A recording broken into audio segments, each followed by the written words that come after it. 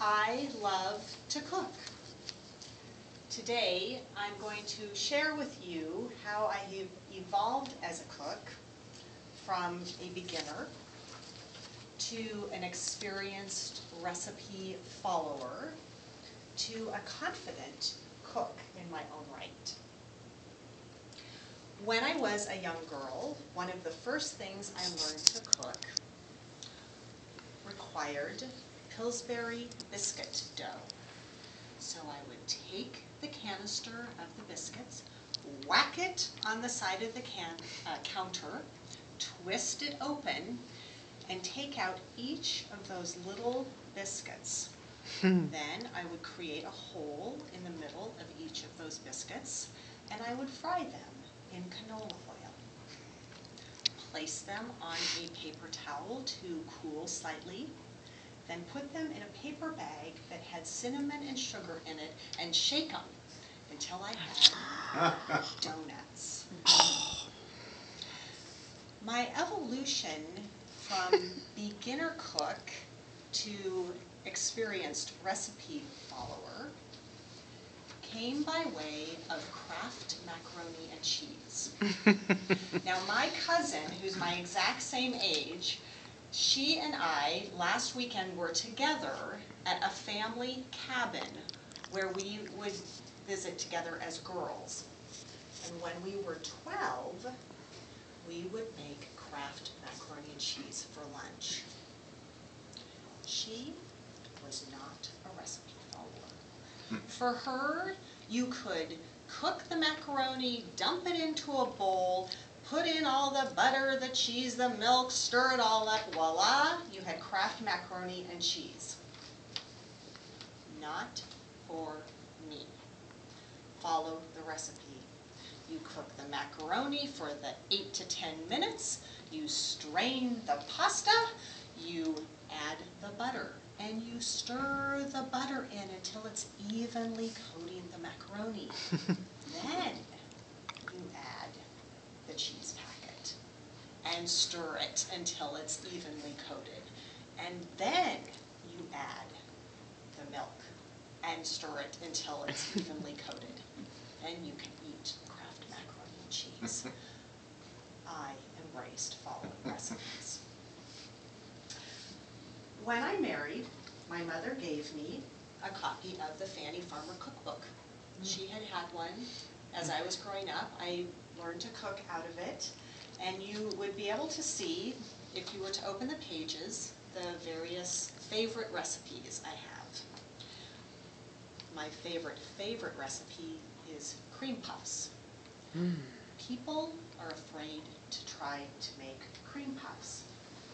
And I'm here to tell you that if you follow the recipe, you can make successful cream puffs. The eggs have to be at room temperature. You cannot skimp on that detail. You take the butter and you heat it in the saucepan, you melt it. You have to add the flour all at once, dump it in, just like the recipe tells you. And you stir, and you stir. And when it starts to pull aside from the sides of the pan, then you take it off the heat. And you let it cool for 20 minutes. I'm going to repeat that. Let it cool for 20 minutes, because you are now going to put eggs into it. You do not want to cook the eggs. And yes, cook them one at a time. Crack it open and stir. It will be difficult. It will not come together easily. Stir the one egg in.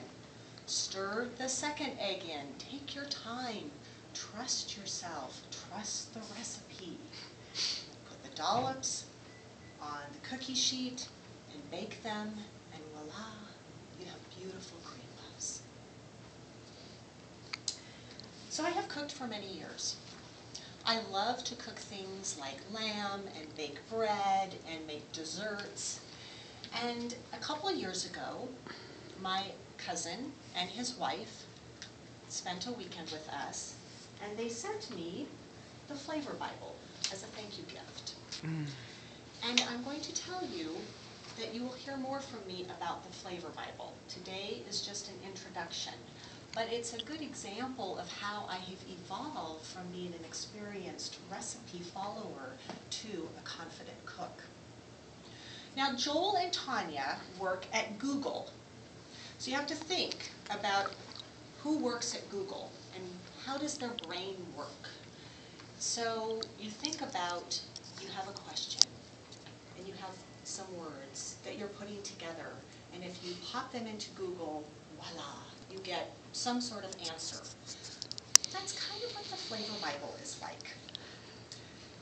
The people who created the Flavor Bible said, what if we got a bunch of chefs together and said, when you use a particular piece of meat or a particular spice, what are the foods that you would most likely use with that item?